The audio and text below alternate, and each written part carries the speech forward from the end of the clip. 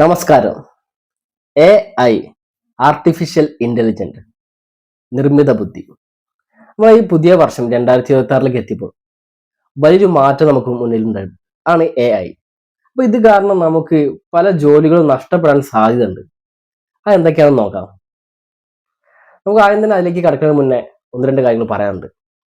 വ്യാവസായിക വിപ്ലവം നമ്മുടെ ലോകത്ത് കണ്ട ഒരു സംഭവം വ്യാവസായിക വിപ്ലവം.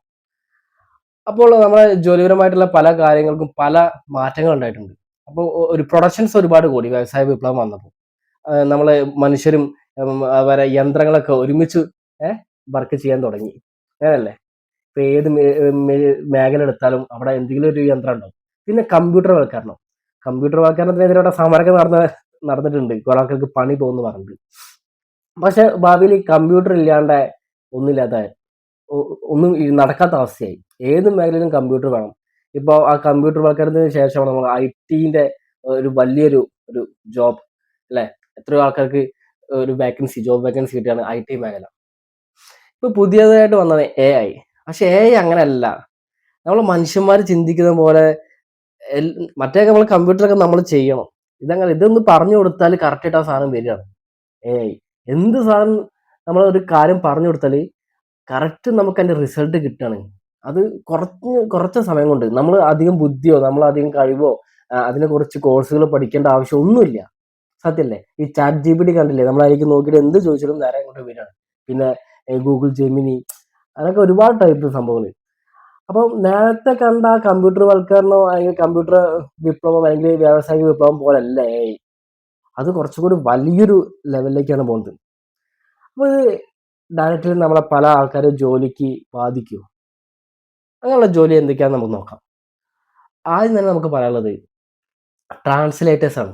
നമുക്കറിയാം ചില രാഷ്ട്രീയക്കാരൊക്കെ വരുമ്പോൾ ഒരാള് ചിലപ്പോൾ ഹിന്ദിയിൽ സംസാരിക്കുമ്പോൾ ഇവിടെ അത് മലയാളത്തിലാക്കി സംസാരിക്കുന്ന ആൾക്കാർ, അല്ലെങ്കിൽ നമ്മളെ ചില ആപ്പുകളുണ്ട്, അല്ലെങ്കിൽ പല സ്ഥലങ്ങളിലും പല കോഴ്സുകളുണ്ട്.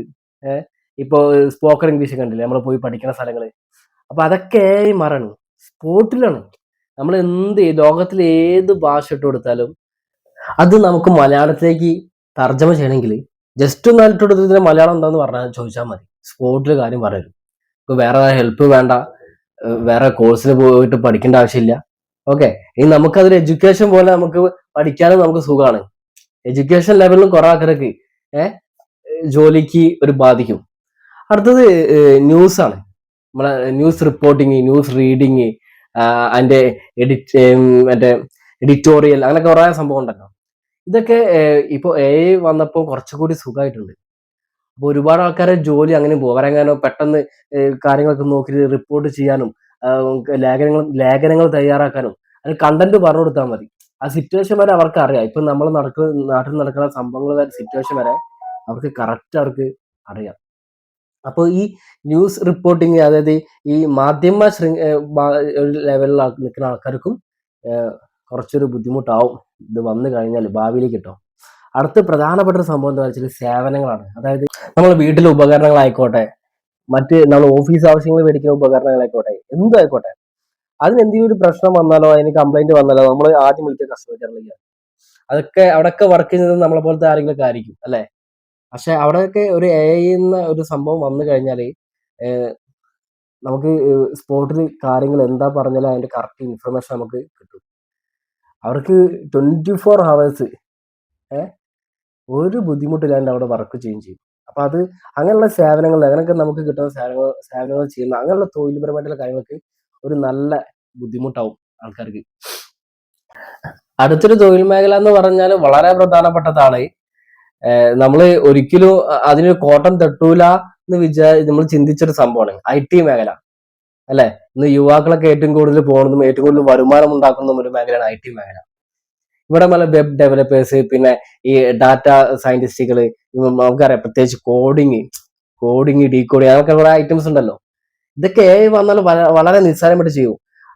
ഇതൊക്കെ പറഞ്ഞാൽ കുറച്ച് ഭയങ്കര ബുദ്ധിപരമായിട്ടും ഭയങ്കര സ്ട്രെയിനും ഭയങ്കര ഹാർഡ് വർക്കും സ്മാർട്ട് വർക്കൊക്കെ ആയിട്ട് ചെയ്യുന്ന സംഭവങ്ങളാണ്. അതുകൊണ്ടാണ് IT മേഖലയിൽ വർക്ക് എല്ലാവർക്കും നല്ല വരുമാനം ലഭിക്കുന്നത്. അവർക്ക് നല്ല വരുമാനം ലഭിക്കുന്ന അനുസരിച്ച് തന്നെ അവരെ വർക്ക് നല്ല കുറച്ച് ഹാർഡാണ്. പക്ഷെ AI വന്നാൽ അതൊക്കെ മാറും, അതൊക്കെ കുറയും. അടുത്ത പ്രധാനപ്പെട്ട ജോലി അക്കൗണ്ടന്റുമാരാണ്. കണക്കിപ്പിള്ളമാരില്ലാത്ത കമ്പനികളുണ്ടോ? ഒരു ഷോപ്പുണ്ടോ? ഇല്ല. അപ്പോ അതൊക്കെ കൊണ്ട് വളരെ ഈസി ആയിട്ട് ചെയ്യാൻ നമുക്ക് AI കൊണ്ട് കഴിയും.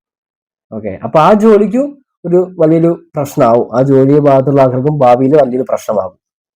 പിന്നെ പറയുകയാണെങ്കിൽ പരസ്യ മേഖല ആയിക്കോട്ടെ, ഫാഷൻ ലോകമായിക്കോട്ടെ, മാർക്കറ്റിംഗ് ആയിക്കോട്ടെ, സെയിൽസ് ആയിക്കോട്ടെ, നമ്മളെ ഇവിടെ ജോലി ചെയ്യുന്ന ആരോഗ്യ മേഖല ആയിക്കോട്ടെ, വിദ്യാഭ്യാസ മേഖല ആയിക്കോട്ടെ, നമ്മൾ ജോലി ചെയ്യുന്ന സർവ്വ ഇതിലേക്കും AI കടന്നു കയറും.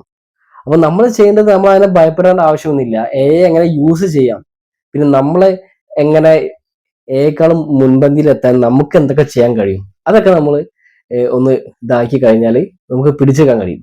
അതായത് ഒരു എക്സാമ്പിൾ പറയാമെങ്കിൽ, നമുക്കൊരു ഒരു രോഗിക്ക് ഒരു ഡോക്ടറെ കാണണം, വയ്യ. ഒരു AI-ന്റെ അടുത്ത് പോയി ചിലപ്പോൾ AI മരുന്നൊക്കെ ചിലപ്പോൾ കേട്ട് കൊടുക്കും. പക്ഷെ ഒരു ഡോക്ടറെ അടുത്ത് പോയി കിട്ടുന്ന ആ ഒരു ഇതുണ്ടല്ലോ, ഒരു സാറ്റിസ്ഫാക്ഷൻ, അതൊരു AI-ന്റെ അടുത്ത് പോയി കിട്ടൂല. ആ ഒരു ഹ്യൂമൻ ടച്ച്, അതായത് നമ്മൾ ഒരു സ്നേഹ സ്പന്ദനം എന്നൊക്കെ പറയില്ലേ, അത് അത് നമ്മളെ കയ്യിലാണുള്ളത്. അപ്പോ നമ്മൾ ആ സംഭവം പിടിച്ചിട്ട് നമ്മൾ എന്ത് ചെയ്യുക, മാക്സിമം നമ്മളെ കഴിവുകൾ ഒന്ന് തേച്ച് മിനുക്കി നമ്മൾ മാക്സിമം വർക്ക് ചെയ്യുക. AI കൂടി യൂസ് ചെയ്തിട്ട് നമ്മൾ കുറച്ചും കൂടി നമ്മളെ കാര്യങ്ങളൊക്കെ ഒന്ന് വിപുലീകരിക്കുക. ഓക്കെ, അപ്പൊ ഭയപ്പെടേണ്ട ആവശ്യമില്ല.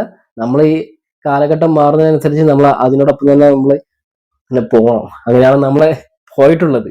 അങ്ങനെ പോയിട്ടേ കാര്യമുള്ളൂ. അല്ലാണ്ട് നമ്മൾ അത് പോകുമ്പോൾ നമ്മൾ പിറകോട്ട് പോയി കഴിഞ്ഞാൽ നമ്മൾ എവിടെ എത്തൂല, അവിടെ തറയിൽ തന്നെ ഇരിക്കേണ്ടി വരും. ഓക്കെ, അപ്പൊ ഇതൊക്കെയാണ് നമുക്ക് പറയാനുള്ളത്. അപ്പൊ ഇനി വരും കാലത്ത് എന്തൊക്കെ സംഭവിക്കാൻ നമുക്ക് കണ്ടറിഞ്ഞ് കാണാം. Okay, good bye. Vipin Viswanathan.